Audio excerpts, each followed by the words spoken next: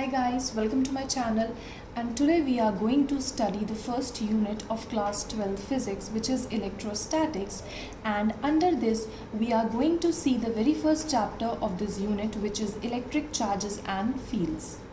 So starting with electric charge, अगर हम ये देखें कि इलेक्ट्रोस्टैटिक्स जैसा कि इन्होंने यूनिट का नाम दे रखा है, इसका मतलब क्या है। इलेक्ट्रो को अगर मैं देखती हूँ तो इलेक्ट्रो का सीधा सीधा मतलब होता है चार्ज या फिर in other word electron, and you must have heard of it. Statics का जो मतलब है, स्टैटिक का मतलब होता है something which is eight rest. तो बेसिकली हम इस यूनिट में स्टडी करने वाले हैं उन चार्जेस की स्टडी करेंगे जो एट रेस्ट रहेंगे। Okay fine. सो अगर हम स्टडी करने वाले हैं चार्ज की which should be at rest, तो हम पहले ये जान लें कि ये इलेक्ट्रिक चार्ज होता क्या है, राइट। अच्छा, चार्ज जो है ना वो क्या है। चार्ज बेसिकली एक एंटिटी होती है, एक अलग कैटेगरी है। लाइक फॉर एग्जांपल या मैं बोलूँ कि चार्ज जो है वो एक ऐसी फिजिकल क्वांटिटी है, जैसे for example when I talk of mass, when I talk of length, when I talk of area, तो ये जो है ये अलग अलग फिजिकल क्वांटिटीज़ है, राइट। तो उसी तरीके से चार्ज जो है वो एक अलग एंटिटी है, एक अलग क्वांटिटी है, जिसकी वजह से हमने एक तरह का फोर्स एक्सपीरियंस किया एंड जिसका रीज़न हमें एग्जिस्टिंग क्वांटिटीज़ ने नहीं दे पाया, राइट। तो उस वजह से हम एक नई एंटिटी को लेकर आए जिसका नाम है चार्ज। ऑलराइट, तो अब ये जो चीज़ है ये आई कहाँ से है। तो starting from the very beginning हम जानते थे, हमारे साइंटिस्ट ने बताया था कि जो मैटर होता है ना, मैटर, या फिर मैं बात करूँ या मैटर की बात कर लेते हैं। मैटर को जब मैं एनर्जी के साथ कंबाइन करती हूँ, मतलब मैटर और एनर्जी बेसिकली मिलके बनाते हैं हमारे पूरे यूनिवर्स को, राइट। यूनिवर्स को या फिर नेचर को। तो हमारा जो यूनिवर्स और नेचर है, it is basically made up of two things which is matter and energy. No doubt modern physics में साइंटिस्ट ने ये प्रूव कर दिया था कि जो मैटर एंड एनर्जी है वो अलग अलग क्लास नहीं है, because they are interconvertible, है ना। तो मैटर और एनर्जी जो है वो मॉडर्न फिजिक्स के अंडर में ये कहा जाता है कि they are interconvertible, one can be converted into another. तो अभी हम बात कर लेते हैं अकेले मैटर के बारे में। तो अगर मैं मैटर के बारे में अकेले बात करूं और अगर मैं समहाउ से एनर्जी दूं, अच्छा अगर मैं मैटर को एनर्जी देना चाहती हूँ तो मैं कैसे दूंगी। फॉर एग्जाम्पल, अच्छा मैटर होता क्या है। Matter is anything that occupies space, right. ये डेफिनेशन हम बचपन से पढ़ते हुए आए हैं। तो मैटर को हम एनर्जी कैसे देंगे। जैसे फॉर एग्जाम्पल मी, ठीक है, मैं क्या कर रही हूँ, मैंने खाना खाया, ठीक है, I have had my food now, और उसके बाद मुझे खाना खा के मिली है एनर्जी। तो मैं एक तरह का मैटर हूँ और मुझे एनर्जी मिली है। तो अगर मुझे एनर्जी मिले तभी तो I am able to write on this paper, तभी तो I am able to speak, because I have energy, right. अगर मेरे पास एनर्जी है तो मैं उस एनर्जी को यूज़ करके फोर्स लगा सकती हूँ, ठीक है, फोर्स लगा रही हूँ अपने हाथ पे so that I can write on this paper, right. तो अगर मैं बात करूं मैटर की, तो मैटर को अगर मैं समहाउ एनर्जी दे देती हूं तो मैं उससे क्या करवा सकती हूं, उससे फोर्स निकलवा सकती हूं, उससे फोर्स क्रिएट करवा सकती हूं, है ना। किसी चीज़ पे अगर मुझे वर्क करना है तो मुझे फोर्स की ज़रूरत पड़ेगी, तो उससे मैं फोर्स एक्सपीरियंस करवा सकती हूँ। ऑलराइट, तो अगर मैं फोर्स की बात करूँ तो force can further be classified. बहुत सारी तरह की फोर्स होती हैं। तो यहाँ पे हम बेसिकली सिर्फ दो चीज़ें देखेंगे, ठीक है। तो पहला तरीके का जो फोर्स है that is because of mass, जो मास की वजह से अराइज होता है ना। मास की वजह से अच्छा कैसे फोर्स अराइज होता है, हमें पता है, क्या हमें पता है, वी नो दैट कि अगर ये हमारे पास सपोज कीजिए कि ये पेन है हमारे पास एंड इसका कुछ मास है ना, ये एक तरह का मैटर है एंड इट हैज़ सम मास, और अगर मैं इसको ड्रॉप कर दूँ, ठीक है, नीचे जाके गिरेगा। क्यों गिरेगा जाके, क्योंकि हमें पता है अर्थ के ग्रेविटेशनल फोर्स की वजह से, अर्थ के ग्रेविटी की वजह से इसके ऊपर एक फोर्स लगा और उस फोर्स ने इस पेन को, इस मास वाले पेन को अट्रैक्ट किया एंड इट ड्रॉप्ड, है ना। तो हम ये कहते हैं कि जो भी फोर्सेस मास की वजह से लगते हैं they are called as gravitational force, और उसको मैं शॉर्ट फॉर्म में ऐसे लिखूंगी, ठीक है। Okay, I hope there is no issue with that. Okay, तो मास की वजह से अराइज होने वाले फोर्स को हम कहते हैं क्या, ग्रेविटेशनल फोर्स। अच्छा, ये ग्रेविटेशनल फोर्स एक बार हम रिवाइज कर लेते हैं क्या होता है। कोई भी अगर मास वाला ऑब्जेक्ट है वो दूसरे मास वाले ऑब्जेक्ट को ज़रूर अट्रैक्ट करेगा। क्यों? क्योंकि एक टेंडेंसी होती है उनकी, कोई भी एक मास वाला बॉडी दूसरी मास वाली बॉडी को अट्रैक्ट करेगा and that force is called as gravitational force. अच्छा, ये वो जो फोर्स होता है it is attractive in nature, है ना। देखो मैंने पेन लिया था एंड ये गिर गया, इट वॉज अट्रैक्टेड टूवर्ड्स अर्थ, ठीक है। तो ये वाला जो ग्रेविटेशनल फोर्स है it is attractive in nature and it is because of mass. तो जाहिर सी बात है कि जिस बॉडी का मास ज़्यादा होगा वो अट्रैक्ट करेगा, ठीक है। जो बॉडी जो लाइटर होगी मास में कंपैरेटिवली वो अट्रैक्ट होके जाएगी हैवियर बॉडी के पास, है ना। तो ऐसी सी चीज़ है। अच्छा, मैं एक और एग्जांपल लेना चाहती हूँ। जैसे फॉर एग्जांपल यही इसी पेन की बात करती हूँ मैं, ठीक है। इस पेन के पास जो मास था that mass is very small compared to the mass of earth, है ना। तो इस पेन का अगर मास बहुत कम है तो इसके अंदर रहने वाली जो रिफिल है और उसके अंदर रहने वाली जो इंक है उसका मास तो बहुत ज़्यादा कम होगा, ठीक है, वेरी वेरी स्मॉल। तो मैं क्या कर रही हूँ कि मैं इसकी इंक को यूज़ करके मैं इस पेन से लिखती हूँ, ठीक है। I am writing something on this paper, या I am writing something on this paper, ठीक है। अच्छा, ठीक है, वो जो इंक के पार्टिकल्स हैं वो निकल के यहाँ आकर स्टिक हो गए। अब सिंस वो बहुत लाइट वेटेड पार्टिकल्स हैं तो अगर मैं इस पेपर को ऐसे वर्टिकल कर दूं तो ये जो इंक है वो अभी भी पेपर से क्यों स्टिक है, ठीक है। पेपर से क्यों लगी हुई है ये इंक अभी तक। इस इंक को जो है, इनके पार्टिकल्स को जो है अर्थ के ग्रेविटेशनल फील्ड की वजह से, अर्थ के ग्रेविटेशनल फोर्स की वजह से अट्रैक्ट होके नीचे चले जाना चाहिए था, बट ऐसा नहीं हुआ।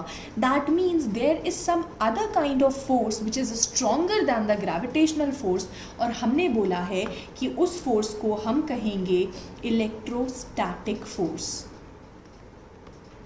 ठीक है।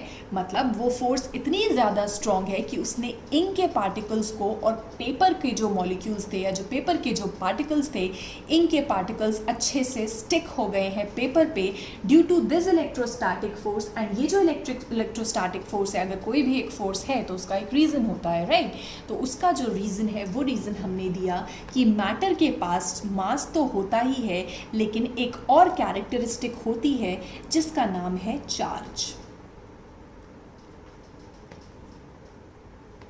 ठीक है।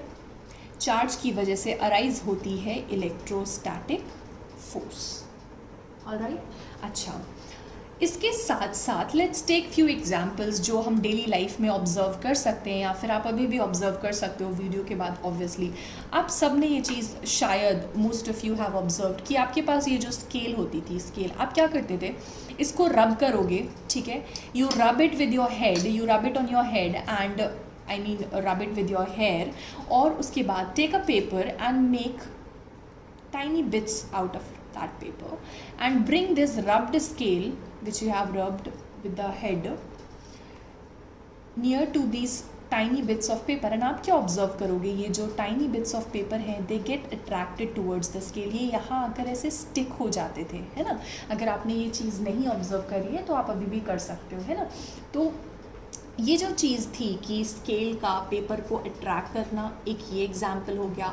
दूसरा एग्जाम्पल ये हो गया कि विंटर्स में जब आप स्वेटर्स पहनते हो, इफ़ इन केस वो नायलॉन के स्वेटर्स हैं या फिर अगर आप जो ब्लैंकेट्स यूज़ करते हो, जो कंफर्टर्स यूज़ करते हो, अगर आपने कभी ऑब्जर्व किया हो तो कभी कभी होता क्या है ना कि उनमें एक अनयूजुअल सा स्पार्क आ जाता है, एक अनयूजुअल सी आवाज़ आती है।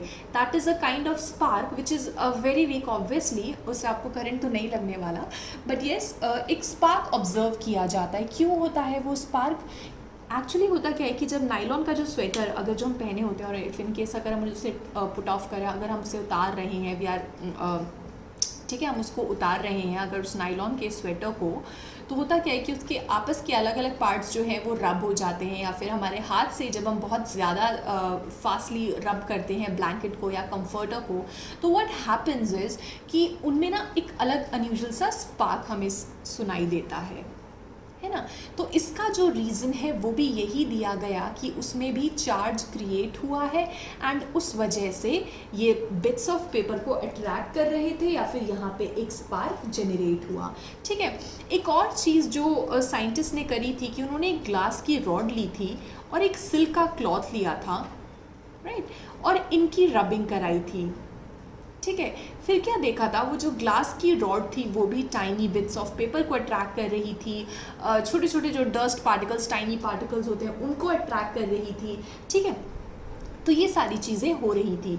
तो ये जो प्रोसेस हम कर रहे थे रबिंग करा के पार्टिकल्स को अट्रैक्ट करना, तो हमें एक नई तरह की फोर्स मिली जिसको हमने नाम दिया इलेक्ट्रोस्टैटिक फोर्स, और उसका रीज़न हमने ये दिया कि इस बॉडी के ऊपर चार्ज आ जाता है। तो अब हम डिफाइन कर सकते हैं तो कि चार्ज एक्चुअली होता क्या है।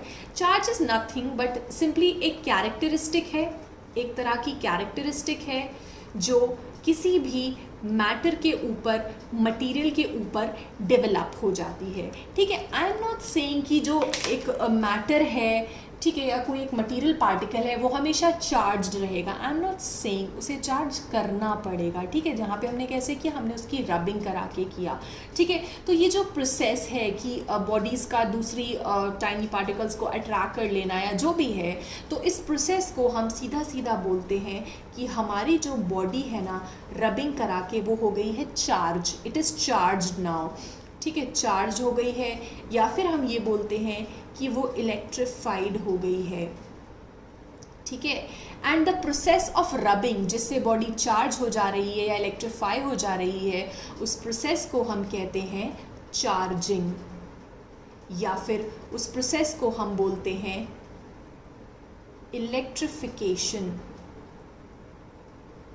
Electrification, alright. तो हमें समझ में आ गया कि चार्ज होना या इलेक्ट्रीफाई होना किसी बॉडी का क्या है कि जब आप उसकी चार्जिंग करोगे, इलेक्ट्रिफिकेशन करोगे, कैसे करोगे, by the process of rubbing. And हाँ please, I am not saying कि rubbing is the only method to charge a body, no.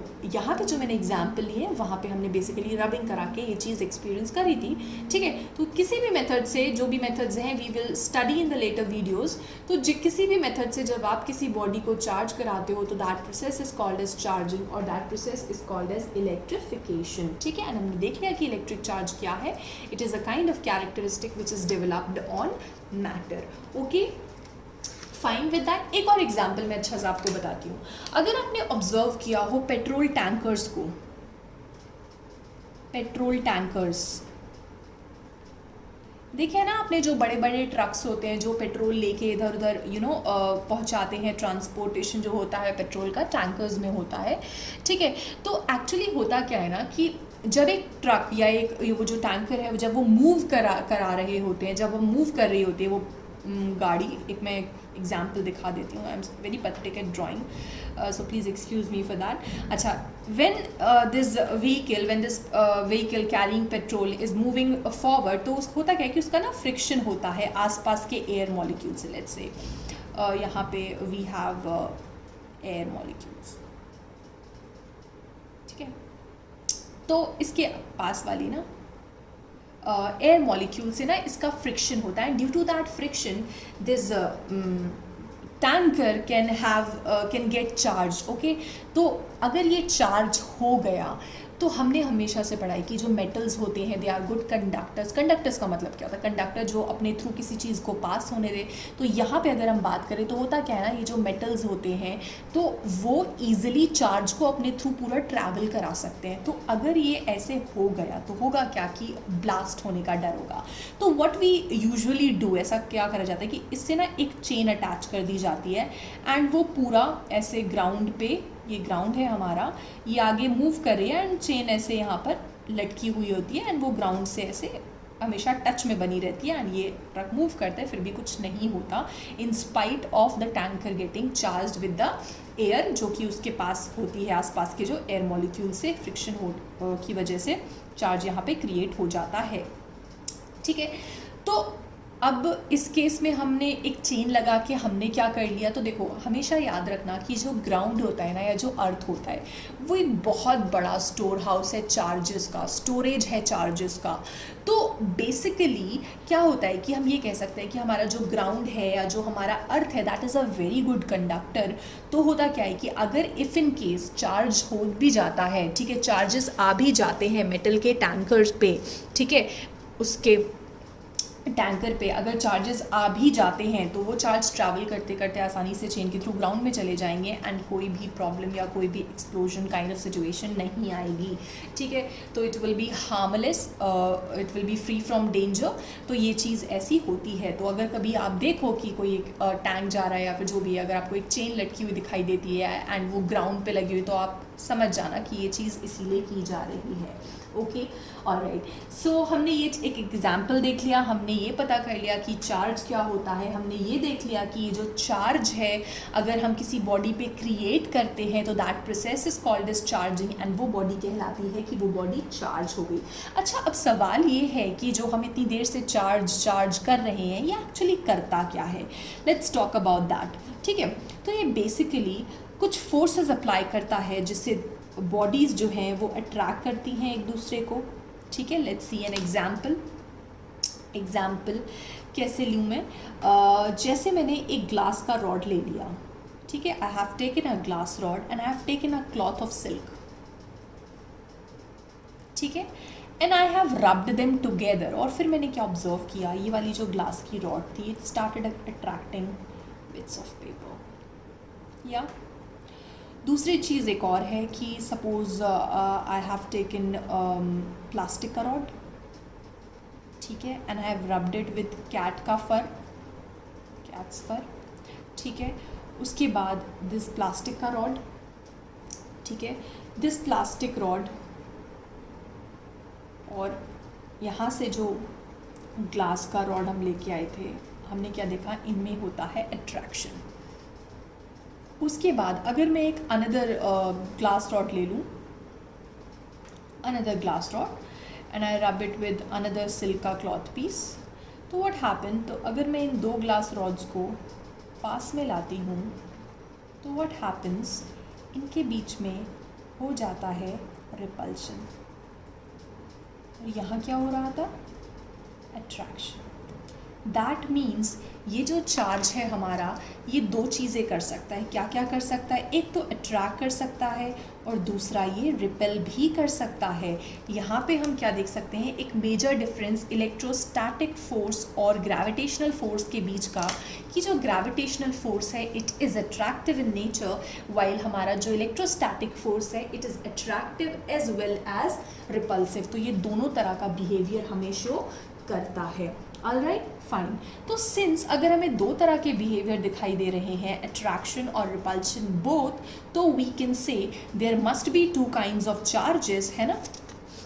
अगर एक चार्ज जो एंटिटी है वो दो तरह के प्रॉपर्टीज़ हमें दिखा रहा है, दो तरह के रिएक्शंस हमें अगर दे रहा है, ठीक है, it is showing us two kinds of reactions, तो हम क्या कह सकते हैं कि there are two kinds of charges. अगर एक चार्ज अट्रैक्टिव फोर्स और रिपल्सिव फोर्स दोनों ही शो कर रहा है, that means there are two kinds of charges, and उसको हम कैटेगराइज करते हैं as positive and negative charge. अच्छा, why did we name it as positive and negative? देखो ज़रा, मैथमेटिक्स में ना एक कैलकुलेशन अगर